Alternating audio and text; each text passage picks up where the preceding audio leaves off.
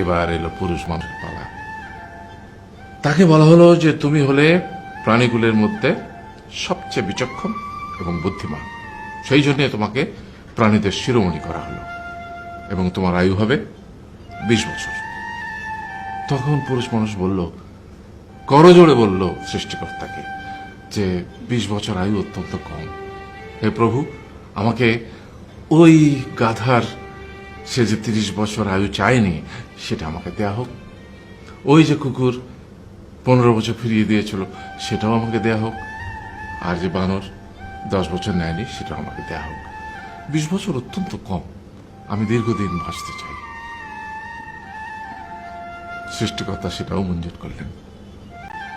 সেই থেকে ছেলেরা পুরুষ মানুষ হিসেবে বাঁচে 20 বছর, তারপরের 30 বছর সংসারের বোঝা পিঠে করে বয়ে বেড়ায়, সেটা কার মতো? গাধার মতো। তারপরের 15 বছর সে তার ছেলে মেয়েরা যা দেয় সেই রকম ঠিক কুকুরের মতো উচ্ছিষ্ট খেয়ে বাঁচে। আর তারপরে বৃদ্ধ বয়সে ঠিক বানরের মতো, যেমন গাছের এডাল থেকে ওডাল ঝুল খায় বানর, তেমনি এই ছেলের বাড়ি থেকে ওই ছেলের বাড়ি, আর নানান রকম ফন্দি ফিকির করে তার নাতি নাতনিদের আনন্দ দেওয়ার চেষ্টা করে।